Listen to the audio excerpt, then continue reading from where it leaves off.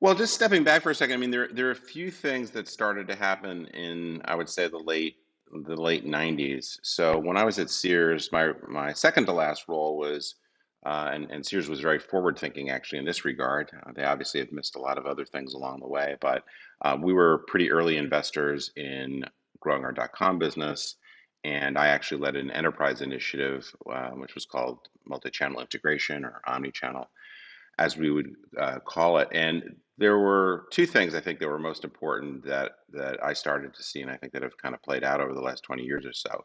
One is just obviously the rise of e-commerce, and the reason why I call it remarkable retail is really this idea that you can't get away with being even very good anymore. And the main reason for that is that you think about a world where basically you had 98% of all sales being done in a physical store. The consumer had to go there.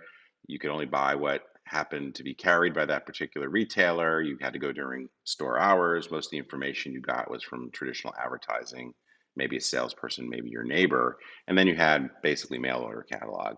Well, as the internet developed, and not only could you get access to product whenever you wanted to, but you could have virtually, the so-called endless aisle. You could get information. I mean, that changed fundamentally the basis of competition. So the scarcity that allowed a lot of retailers to have competitive advantage continued to be evaporated. That really has led to what I call the collapse of the middle. Retailers that have been successful basically either focused on value, convenience, dominant assortment, those sorts of things, Walmart, Amazon, Costco, et cetera, or they focused more on service, unique product, and so forth. And everybody else in the middle basically has found themselves into increasing trouble over the years. That's been exacerbated, particularly in the United States, a little bit in Canada and a couple other markets, by the rampant overbuilding of physical capacity. So those two forces, just built through the 2000s, and really started to come home to roost, so to speak, prior to the pandemic, where we started to see an awful lot of store closings, bankruptcies, and just poor investment performance on the part of those retailers that didn't kind of pick a lane.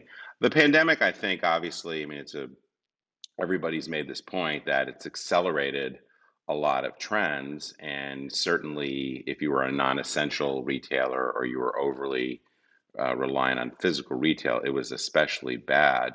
Um, but I think the pandemic mostly taught us that the lines between physical and digital have blurred or continue to blur. And it's created what I call more sort of this hybrid model that physical stores need to evolve to. That it's no longer good enough just to be a place for consumers to go see stuff, pick it up, take it home with them. It's become much more diverse.